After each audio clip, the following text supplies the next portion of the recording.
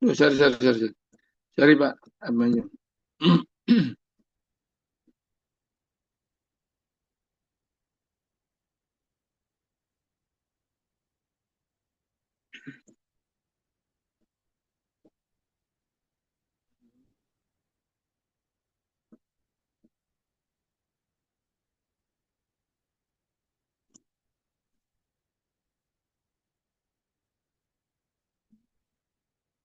Ini kayaknya foto izin dari Pak Abi nih. Share screen-nya. Belum saya ubah tadi settingannya. Sudah, Dok, sudah saya Sudah ya? load. Oke, Ya. siap, siap. Oke. Ya ini saya tak bikin template dulu.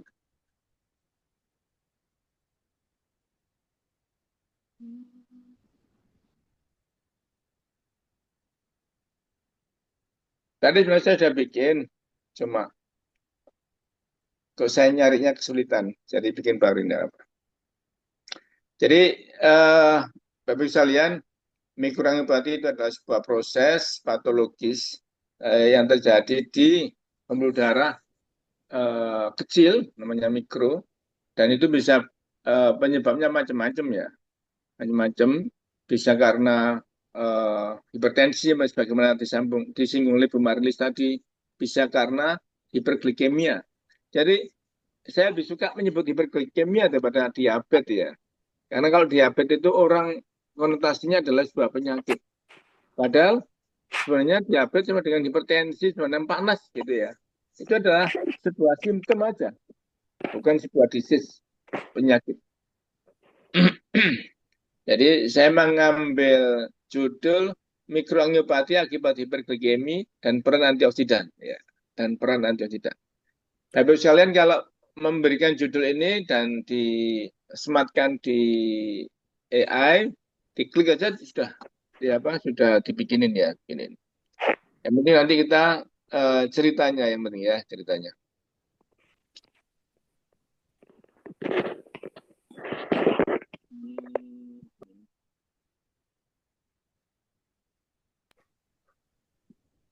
Ini ada dua nih.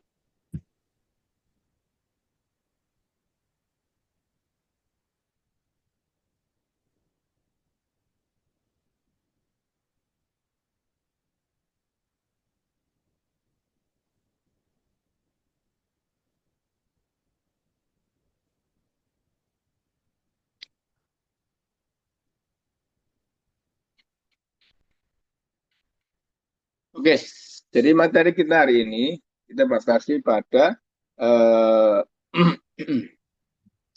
mikroangiopati akibat hiperglikemi dan peran antioksidan. Ya, ada 5 hal yang kita mau bahas. Pertama pengantar, dua mekanisme mikroangiopati. Jadi bagaimana sih mikroangiopati itu terjadi? Terjadi. Kemudian setelah terjadi mikroangiopati, apa kondisi klinis yang terjadi? Ya. Jadi saya singgung, kalau itu terjadi di retina, maka penglihatan akan kabur. Jadi rata-rata dokter spesialis mata, begitu ada pasien hipertensi atau kencing manis ya, atau hiperglikemi, itu dia akan mereview kondisi retinanya. Karena di retina itu adalah anyaman lembut ya, anyaman lembut yang berudara. Dan itu semakin lembut anyaman berudara, semakin awal atau mengawali angiopati di seluruh tubuhnya. Jadi mikroangiopati itu logis kalau terjadi pada pembuluh darah yang paling kecil, yaitu anyaman kapiler. Karena disitulah lumen-lumen kecil itu, lumen itu saluran-saluran kecil pembuluh darah itu yang paling berisiko terjadi proses inflamasi atau peradangan, bahkan hingga terjadi oklusi atau pembuntuan. Kalau itu buntu, maka manifestlah klinisnya atau muncul gejala pasien tersebut. Kalau di mata, mata kabur, kalau di ginjal kreatininya naik, kalau di kaki cuma mulai semutan sampai mati rasa, kebas, sampai terjadi hitam-hitam di ujung-ujung kakinya. Ya. Kemudian 4, nah sekarang kita masuk ke apakah punya peran ya antioksidan di dalam mengelola mikroangiopati. Ternyata saya baca banyak penelitian menyebutkan perannya cukup besar.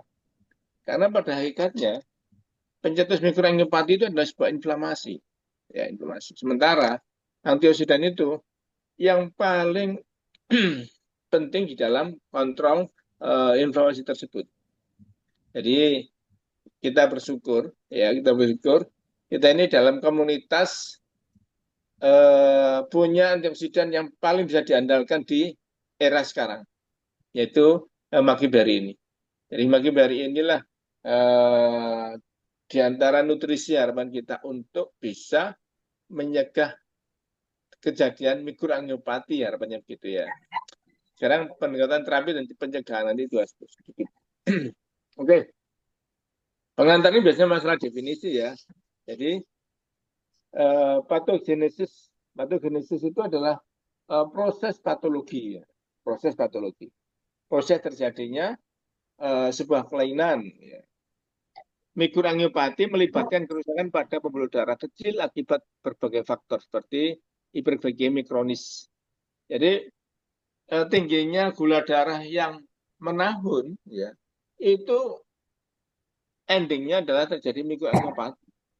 Bapak Ibu sekalian bisa bayangkan sebuah aliran pada lumen atau pada saluran yang sangat kecil, sementara biasanya lancar karena encer ya cairannya.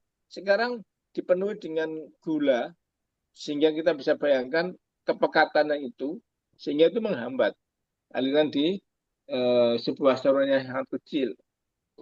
Pak besar ini tidak masalah ya, meskipun itu juga bermasalah sebenarnya. Nah, ini kecil, dialiri cairan yang tinggi gula. Kita bisa bayangkan betapa susahnya. Kalau tidak sering terjadi stagnan ya, stagnan. Dan itu mengundang terjadinya penggumpalan, mudahnya terjadi penggumpalan dan peradangan. Kemudian saluran yang dilewati oleh cairan yang pekat, terlebih dengan tekanan tinggi, itu pasti terjadi gaya gesek yang kuat. Nah, gaya gesek itu juga menimbulkan sebuah inflamasi atau peradangan. Nah, lama-kelamaan terjadilah penebalan dinding pembuluh darah. Nah, inilah mulainya terjadi awal oklusi. Pembuluh darah itu kalau menebal, kecil aja penebalannya, akan berdampak besar. Karena kecilnya penebalan itu kan kontralateral juga. Jadi kita bayangkan saluran itu kalau menebal di sini, itu dampaknya sangat signifikan.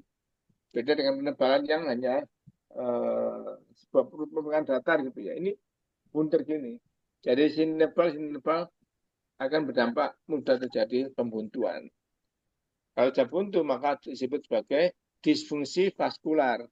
Artinya pembuluh darahnya itu tidak bisa berfungsi untuk tempat mengalirkan darah.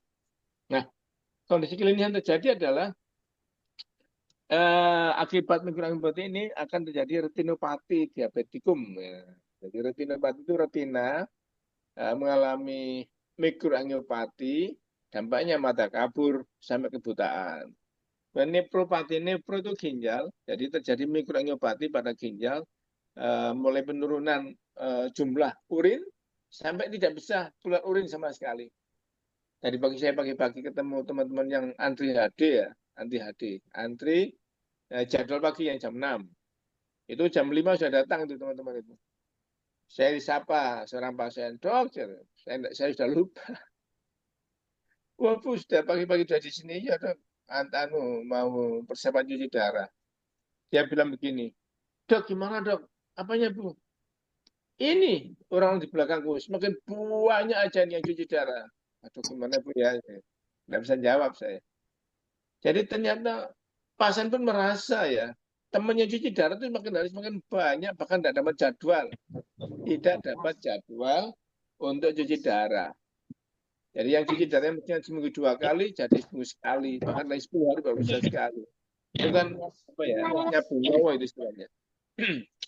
Jadi harapannya adalah semua pasien hipertensi, semua pasien diabetes, harapannya tidak terjadi mikroangiopati ya. Itu seolah mimpi ya, tapi kita tetap bisa upayakan.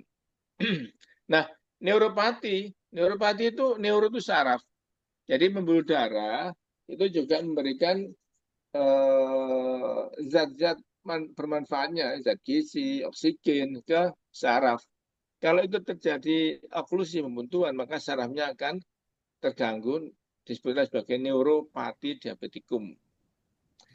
Dan semuanya itu memberikan gejala gangguan penglihatan, neuropati ya gangguan pembuangan sampah, gangguan pembuangan cairan, akhirnya jadi sesak, gangguan kontrol elektrolit, gitu ya.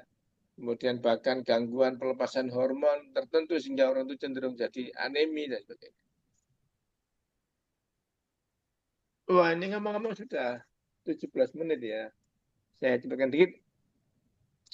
Penyebab hiperglikemi ini kita paham semua beberapa waktu lalu ada dua penyebab utama yang utama ya, penyebab lain banyak. Pertama karena ya tidak sensitif lagi sel kita terhadap insulin sehingga walaupun sel kita itu sudah ada insulinnya tidak bisa masukkan gula ke dalam sel. Atau memang insulinnya yang sudah mengalami defisiensi atau penurunan produksi. Nah, dampak jangka panjang daripada hiperglikemi inilah yang menyebabkan gangguan di pembuluh darah, kerusakan ginjal, gangguan penglihatan, dan sebagainya. Nah, ini sekarang kita masuk ke peran antioksidan. Jadi sumber antioksidan kita sudah tahu banyak, buah-buahan, buah super yang luar biasa lengkap ya, dan mewakili antioksidan terbaik dunia itu ada di prime, di prime. Dari prime itu dengan pionirnya Maki Berry dan lebih pionirnya adalah dengan teknologi Maki X untuk ekstraksinya, itu sebenarnya produk mahal dunia itu. Ya, prime itu adalah produk mahal dunia. Karena tidak hanya Maki Berry ya, dulu Acai Berry waktu meledak aja sudah begitu dipuja ya. Apalagi ini ya, boleh dibilang rajanya Berry. Ini sebenarnya Prime itu adalah gel mahal dunia itu. Karena isinya tidak hanya Maki Berry, ada blueberry, blackberry, acai berry, ada dark cherry, ada tambahan D5, dan itu luar biasa spektrum keluasannya daripada antioksidannya. Sayuran, sayangnya sayuran sekarang susah dalam bentuk segar ya, sehingga kadar antioksidannya itu mengalami penurunan banyak. Kacang-kacangan, biji-bijian yang kaya akan vitamin C, E, dan senyawa polifenol. Nah, mekanisme kerjanya adalah melibatkan penetralan radikal bebas. Jadi di antara penyebab sel itu mengalami begitu reaktif dan inflamasi adalah radikal bebas. Dengan dilakukannya istilahnya penetralan radikal bebas dengan memberi elektron pada radikal bebas, maka dicegahlah kemasifan inflamasi tersebut sehingga mikroangiopati diharapkan bisa turun. Jadi Eh, Dokter pola Anas, pikirnya atau dok, konseptualnya izin dok, ya, slide-nya nggak ya. berubah ya dok ya? Oh ya, belum ya. Masih apa ini? Oh, sorry sorry Lagi, sorry. slide-nya nggak berubah ya Saya dok? saya set ulang. Makanya kok berhenti nih ya screen-nya ini ya. Ya.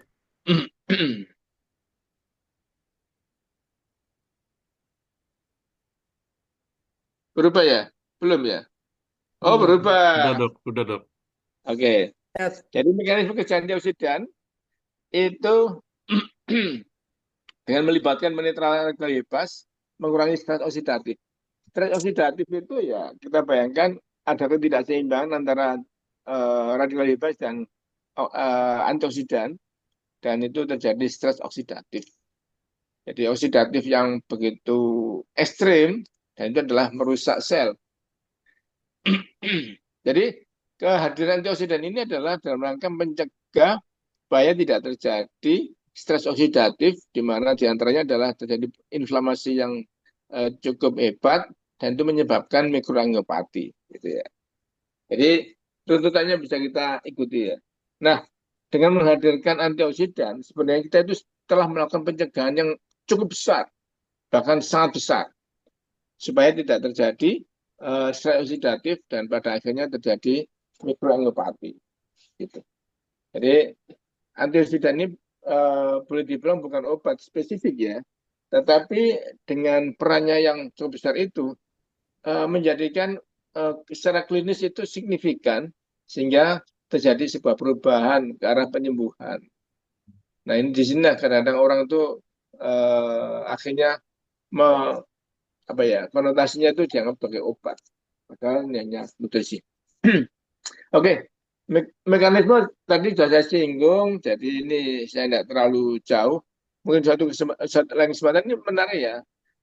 Glikosilasi protein itu di endotel, cuma waktunya saya kira tidak memungkinkan saya cerita. Ini cerita sangat menarik, proses terjadinya kerusakan vaskular.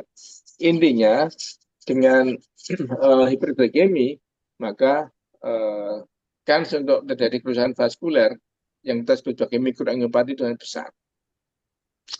Oke, ROS ini yang nanti dinetralisir oleh antioksidan. Jadi hiperglikemi ini lebih rinci menyampaikan.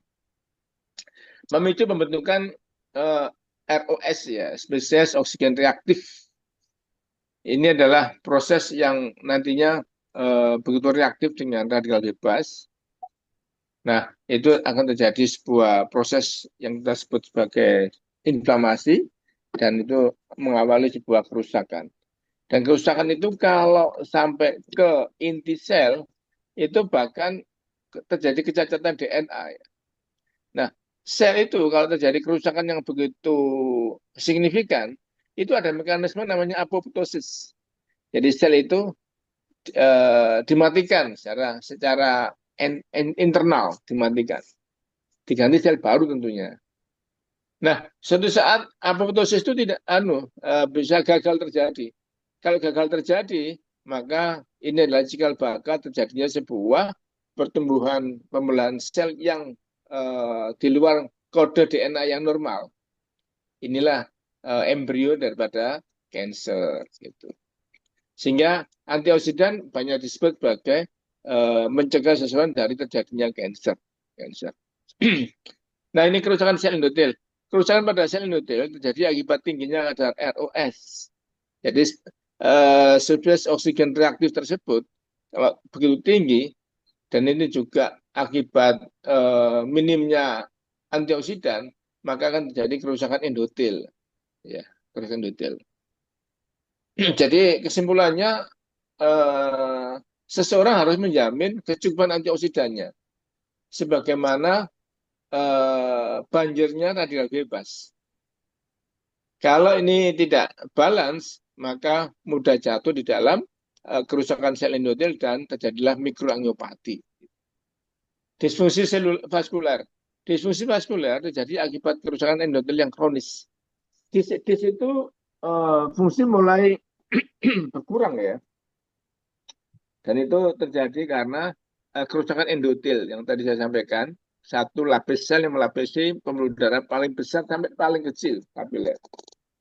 Dan ini mengakibatkan aliran yang terganggu. Nah, stagnasi daripada aliran itulah cikal bakal sebuah kerusakan jaringan dan organ.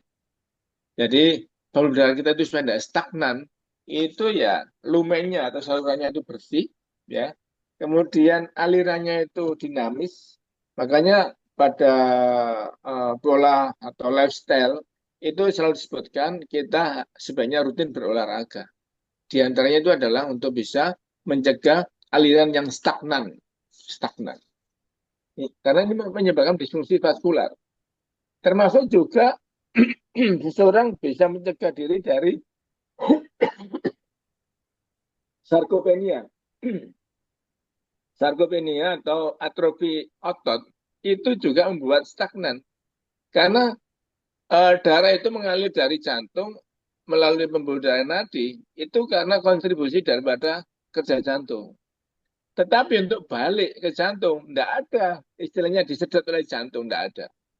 Tapi diantaranya adalah kontribusi dari kontraksi otot. Nah, Kalau ototnya itu atrofi atau terjadi sarkopenia, maka aliran balik itu tidak lancar. Kalau tidak lancar sampai stagnan, terjadi disfungsi vaskuler gitu. Jadi masa otot itu penting, masa otot itu penting. Dan masa otot itu dipelihara dengan memenuhi kebutuhan protein kita dan kita melakukan aktivitas yang memadai.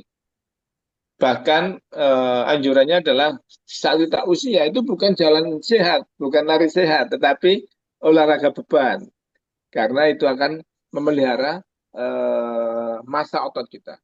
Masa otot yang terpelihara, maka menjamin pengembalian darah dari perifer, dari tepi itu ke jantung itu lancar. Kalau aliran darahnya lancar, maka tidak terjadi stagnan. Kalau tidak stagnan, tidak ada disfungsi vaskuler dan bisa tercegah dari mikroangiopati. Dan ini banyak cerita sampai tinggal 3 menit ini ya, mohon maaf. Nah, ini terlalu kedokteran banget, jadi saya tidak cerita ini. Eh, Mungkin suatu saat saya cerita ya, setelah banyak cerita yang menjadi pendahuluan, sehingga bisa mudah untuk memahami. Ya, lewati ya. Sekarang manifestasi klinis. Jadi awal mulanya itu orang-orang itu yang dirasakan terkait dengan stagnan atau mikroangiopati ini adalah tentunya di daerah-daerah yang punya anyaman yang lembut atau disebut sebagai plexus itu eh, berdampak langsung dengan kondisinya. Paling sensitif diantaranya adalah mulai tidak jelas penglihatan. Nah, itu anyaman berudara di retinanya sudah terkena gangguan atau disfungsi vaskuler di sana. Kemudian juga pada ujung-ujung daripada ekstremitas sudah mulai kebas gitu ya, kemudian ada perubahan warna jadi menghitam, itu juga dampak daripada stagnan aliran di pembuluh darah kecil di daerah tersebut ya. Kemudian juga di ginjal. Ginjal karena anyamannya itu banyak ya, berjuta anyaman di situ. Dan di situ terjadi filtrasi atau permeabilitas itu harus terjaga. Permeabilitas itu daya tembus ya. Jadi kita bisa bayangkan darah yang merah masuk ginjal, keluarnya jadi sebening urin, itu kan luar biasa dia. Itu mekanisme harus ditegakkan melalui kecanggihan kapilernya. Kapiler adalah yang tadi saya sebutkan, satu sel melapisi pembuluh darah paling besar sampai paling kecil. Nah, kalau itu terjadi gangguan, maka banyak hal yang kita dapatkan. Jadi daya filtrasinya terganggu atau daya sarnya terganggu, terjadi kebocoran proteinnya mestinya tidak keluar ke urin, jadi ada di urin ada urin namanya proteinuria, dan pada akhirnya terjadi penurunan fungsi ginjal, kreatinin naik, amonia naik, bahkan butuh cuci darah gitu ya. Neuropati ini mulai dari saraf yang masa kebas, kesemutan, sampai bahkan ya seperti stroke itu ya lebih ekstrim. Oke, sekarang fungsi antioksidan tadi saya singgung ya. Jadi intinya itu supaya tidak terjadi mikroangiopati, supaya tidak terjadi stagnan, supaya terjadi pembuntuan, supaya tidak terjadi gangguan aliran, maka kita harus bebaskan endotel tersebut dari sebuah proses peradangan yang begitu masif. Dan itu bisa dicegah dengan memakai antioksidan. Tentunya antioksidan yang punya spektrum yang begitu luas dan punya kekuatan daya netralisir terhadap radikal bebas itu tinggi. Dan kita lagi bersyukur di tangan kita ada Berry. Baik, saya kira begitu. Bapak sekalian, ini sudah jam 6. Ini terkait dengan penelitian. Nanti di sini, di balik ini ada banyak jurnal, bisa lihat sebenarnya. Terus kita bisa eksplorasi jurnal-jurnalnya. Dan AI itu punya link mana yang bisa kita akses. Ini terkait dengan pengelolaan gula darah supaya tidak terjadi mikroangiopati ya dikontrol gula darahnya. Walaupun demikian bisa lihat, semua para ahli Eropa, Amerika, Asia menyatakan walaupun kadar gula terkontrol, mikroangiopati pada orang diabetes cenderung terjadi. Karena apa? Karena adanya penurunan fungsi organ, multiple organ.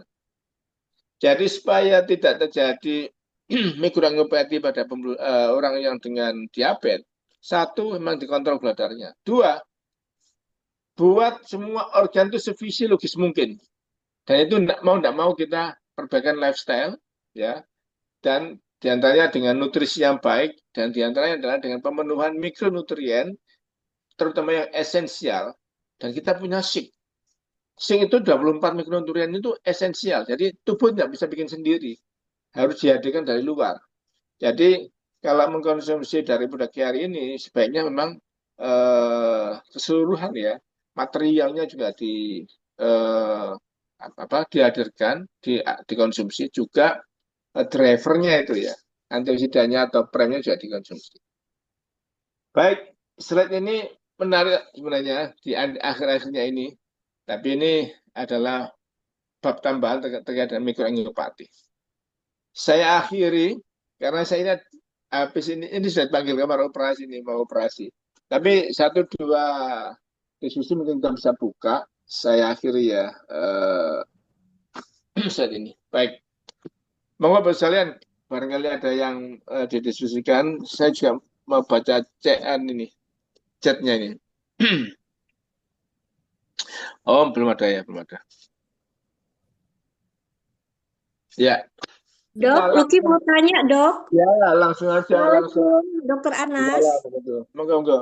Ya, Dok, pasien diabetes DM itu selalu kebanyakan diberikan obat metformin oleh dokter. Itu sebenarnya fungsinya metformin itu untuk apa ya, Dok? Apakah sehat untuk dikonsumsi berkepanjangan gitu, Dok?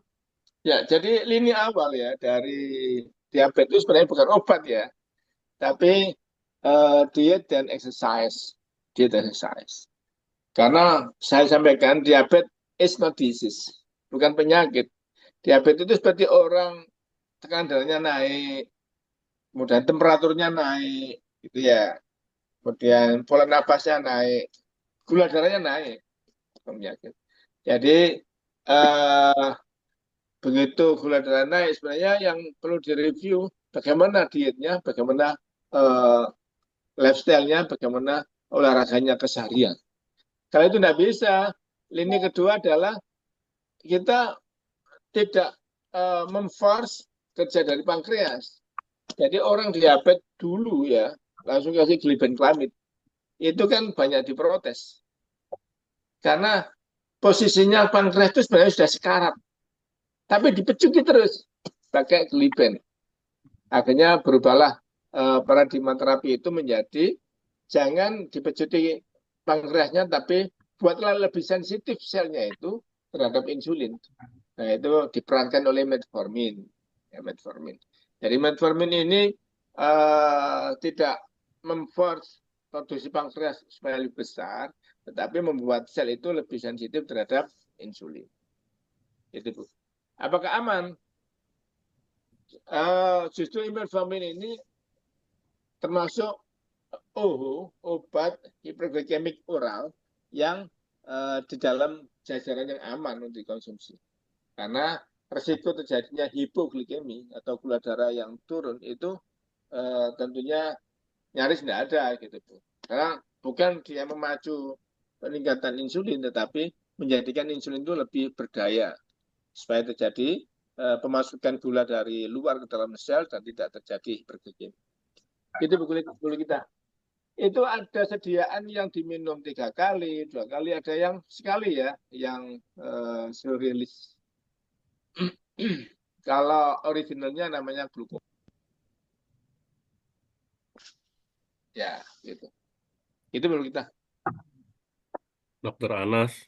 Ye, monggo Pak Abi. Pak Abi ini rajaan ini, mestinya pionernya nih. Pionir Pioner. bukan sesuatu yang dibanggain ya, Dok. Pinginnya Maaf, bisa Pak. segera sehat tuh. Sebagai Dok. materi edukasi Bapak. Oh iya iya iya. Dok, apa namanya? Saya memang mengalami proses pemulihan atau penyehatan dari diabetes ini dari gejala-gejalanya ya. Tapi artinya untuk yang hal medisnya dalam artian hasil lab begitu ya, itu terutama maksud saya membicarakan mengenai HbA1c karena HbA1c ini kan adalah hasil medis yang bisa kita bawa-bawa, kita tenteng-tenteng gitu ya, nunjukin ke para pasien diabetes ini loh, kita udah bisa, saya udah bisa lebih sehat dengan konsumsi kiari. Nah, cuman Oke. kenyataannya kan memang pada saat pertamanya itu saya sempat nurun ya dari 8,4 menjadi 7,6, turun 0,8. Nah, tapi kemudian di 4 bulan atau 3 bulan itu saya lupa, itu naik lagi dok. Jadi di angka 8. Memang belum belum sampai ke puncak ya 8,4 ya. Nah, kemudian di tes lagi 3 bulan berikutnya turun di 7,6 lagi. Nah, cuman berikutnya naik lagi dok. Jadi ini apa ya? Saya jadi ragu gitu kan, maksud saya ragu ini kalau saya mau pakai untuk mereka-mereka yang mungkin udah pengalaman mengenai HbH1c, pastinya saya akan ditanyain gitu ya. Nah, itu juga yang pernah terjadi pada waktu saya tunjukkan lembar hasil labnya. Dia nanya lah, ini kan udah 6 bulan yang lalu, Pak Abi, ada nggak yang 3 bulan? Nah, sementara yang 3 bulan nunjukin itu naik dok. Jadi mungkin apa ya, ada ada hasil lab ilmiah atau mungkin atau apa yang saya mesti lakukan untuk tes labnya supaya ini bisa jadi ini. Kalau kalau sekedar apa namanya tidak buang air kecil di tengah malam itu kan saya nggak bisa nunjukin ke prospek ya mereka apa atau ke teman-teman yang sedang diabetes karena itu adalah pengalaman pribadi saya. Paling mereka nanya ke isi saya berapa kali seminggu saya terbangun tengah malam untuk buang air kecil. Paling seperti itu. Dan kalau apa mengenai kebas di kaki itu juga tidak ada apa namanya hasil eh, lab atau medisnya yang bisa ditunjukin. Nah, eh, mengenai HbA1c itu kenapa bisa naik turun seperti itu ya dok ya? Makasih dok. Ya, ya, masih Pak Abi. Ini pertanyaan bagus. Begini Pak Abi, kalau di antara teman saat itu bahasa ekstrimnya adalah kita ini bukan nerapi angka, kita ini nerapi seseorang gitu ya. Jadi Hmm. penilaiannya harus holistik dari yang subjektif, ya, objektif dan penunjangnya, yaitu angka-angka di laboratorium. Jadi begitu orang ingin dapat cerita dari kita, itu mau tidak mau orang itu harus percaya pada kita. Kalau tidak percaya pada kita, ya kita tidak usah dimintai untuk cerita kan gitu ya. Hmm. Nah, karena unsur cerita itu ada unsur subjektif dari keluhan kita. Ketika kita mengatakan kaki kebas kita membaik, itu justru lebih baik daripada HbA1c-nya yang turun. Jadi percuma seseorang itu HbA1c-nya turun, tetapi secara subjektif tidak ada perbaikan. Kakinya masih kebas, gitu ya. Kemudian masih kabur penglihatan, kemudian masih diganggu dengan bolak-balik BAK malam dan seterusnya. Tapi HbA1c turun. Tapi ini HbA1c naik, nah signifikan. Cuma secara subjektif jauh lebih baik. Jadi tentunya Hmm. yang dipilih adalah eh, gejala yang membaik. Sekali lagi, sebuah terapi tidak menerapi angka, kita menerapi seseorang secara holistik. Kemudian objektif, objektif itu eh, kenapa ya yang paling terjadi pada diabetes itu? Orang diabetes itu kita bisa bayangkan banyak terjadi pembuangan sia-sia daripada zat gizi, zat gizi. Jadi karena gagal masuk dalam sel, maka dia terbuang di antara urin dan sebagainya. Sehingga orang diabetes itu rata-rata kan mudah lapar, sebentar-bentar haus, tapi tidak menjadi sesuatu gitu. Artinya apa? Objektif masa ototnya tidak terpelihara, kan? Supaya eh, terpelihara, hiperglikemia atau diabetesnya harus terkontrol, sehingga yang dimakan itu menjadi sesuatu di tubuhnya. Nah, itu juga materi cerita. Jadi HbA1c itu turun, tetapi masa ototnya atrofi atau jadi sarkopenia itu percuma juga. Mendingan HbA1c nggak turun asal masa ototnya terpelihara. Tentunya dua-duanya. Hmm. Kemudian terakhir penunjang, di antaranya HbA1c. HbA1c ini mempresentasikan 3 bulan terakhir. Karena itu terkait dengan masa umur sel darah merah yang tempat substrat itu diukur di dalam laboratorium berupa HbA1c itu. Nah, sel darah merah itu diganti oleh tubuh setiap 90 hari. Jadi itu mempresentasikan kondisi gula 3 bulan terakhir. Nah, itu kan ada naik turunnya, fluktuatif. Begitu 3 bulan terakhir itu ada gelombang gula darah naik, HbA1c juga terpengaruh. Pengaruh. Jadi naik turunnya HbA1c itu bukan sesuatu paling utama, tetapi memang itu diantaranya dipakai untuk terukur. Dan dari jurnal yang baca itu baru signifikan turun dan stabil dengan terapi yang adekuat, mulai dari diet, olahraga, perbaikan lifestyle, kemudian pemberian antioksidan, itu butuh 18 minggu. 18 minggu. Yang 18 minggu itu dengan lifestyle yang baik secara terus-menerus, gitu ya. Kalau 18 minggu itu ada 4 minggu kok ada turunnya semangat kita, lifestyle kita juga tidak sebaik kemarin-kemarin, itu bisa sempat menaikkan. Gitu. Jadi itu termasuk variabelnya. Oh, Dan jadi mantap mesti diet juga ya, Dok ya? dalam Iya, pola makannya juga mesti diatur juga ya. betul. Jadi selama 18 minggu tersebut dari penelitian tersebut dengan pengaturan dietnya, lifestyle-nya, pola makannya, jam tidurnya. Jam tidur ini penting, untuk penting. Jadi Hmm. semua metabolisme melibatkan fungsi liver. Semua metabolisme. Metabolisme lemak, protein, karbohidrat, melibatkan fungsi liver.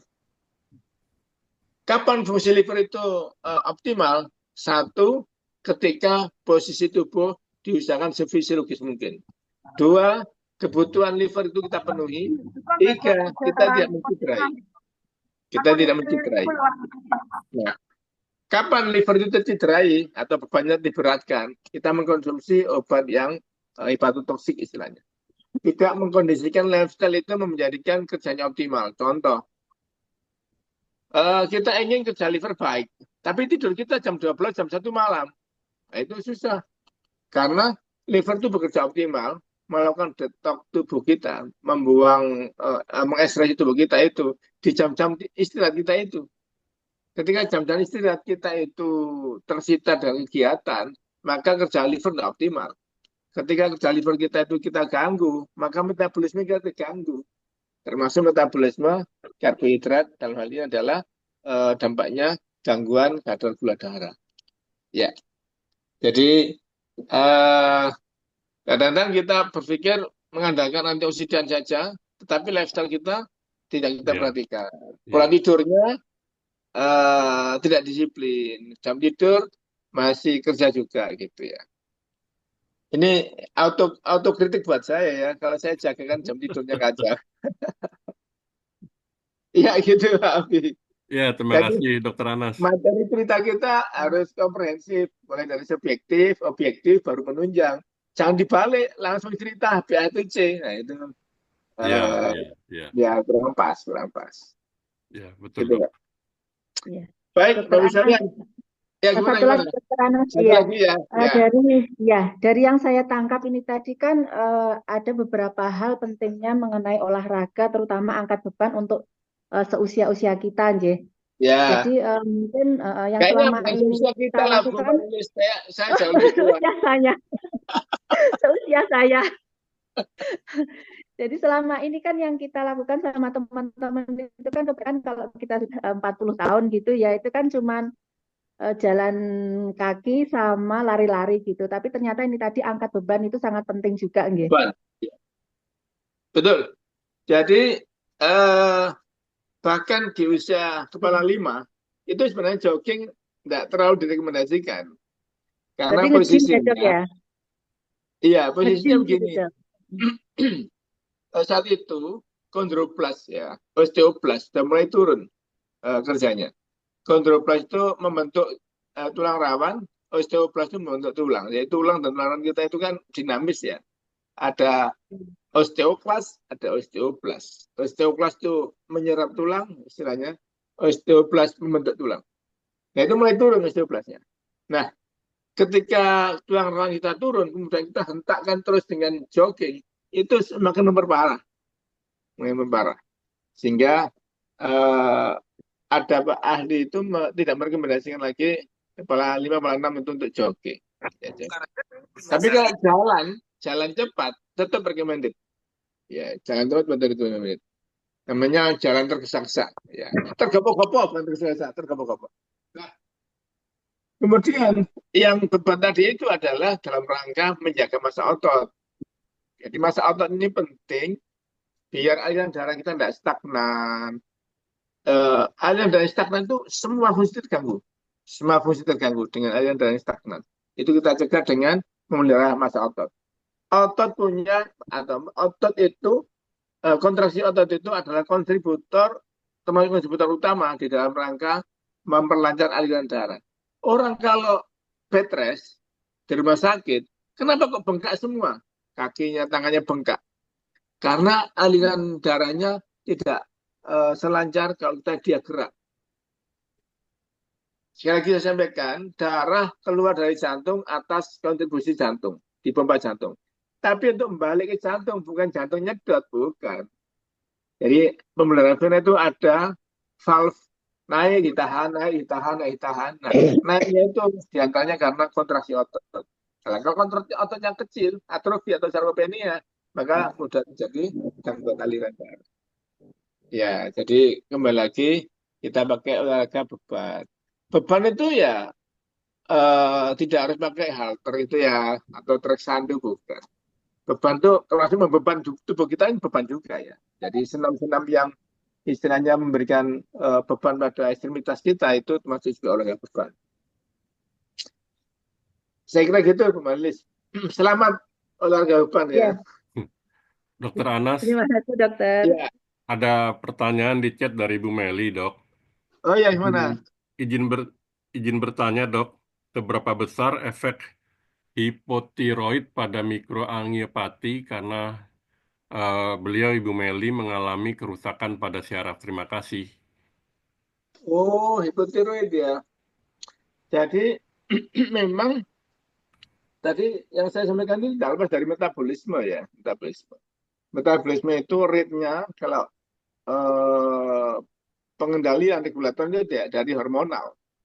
Hormon di sini adalah hormon tiroid. Jadi regulator tubuh itu ada dua, saraf dan hormon. Kemudian untuk regulasi daripada laju metabolisme itu adalah hormon tiroid. Kalau tiroidnya tinggi, hipertiroid, maka lajunya naik. Kalau tiroidnya turun, terjadilah hipotiroid gitu ya, hipotiroid. Nah, dengan laju metabolisme turun, itu ada dua konsekuensi, baik katabolisme maupun anabolismenya, pembentukan dan pemecahan. Dan itu secara tidak langsung sebenarnya bisa dikaitkan dengan mikroangiopati, secara tidak langsung. Jadi solusinya apa? Semuanya solusinya tariklah ke fisiologis. Gitu ya. Dari hipotiroid, apa yang dibutuhkan itu kita penuhi. Supaya secara tidak langsung tidak terjadi mikroangiopati. Tapi secara langsungnya tampaknya masih butuh penjelasan lebih jauh. Tapi kalau secara langsung itu bisa kita tarik adanya pengaruh ke mikroangiopatinya itu. Karena jelas-jelas kalau hipotiroid itu terkait dengan metabolisme. Dan yang kita bicarakan sejak tadi awal tadi adalah semua metabolisme. metabolisme protein, lemak, karbohidrat.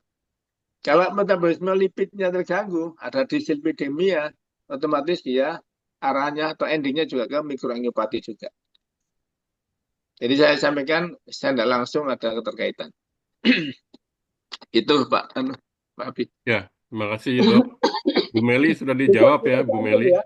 Besok kita sambung, karena besok itu Ya, pembicaranya sama, cuma dikaitkan dengan produk. Jadi di SIK ada apa aja, kemudian di PREM ada apa aja, di energi apa aja, dan mana yang terkait dengan preventif dari mikroangiopati. Gitu.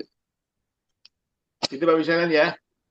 Saya mohon izin untuk mengakhiri Ya. karena saya itu bisa beroperasi.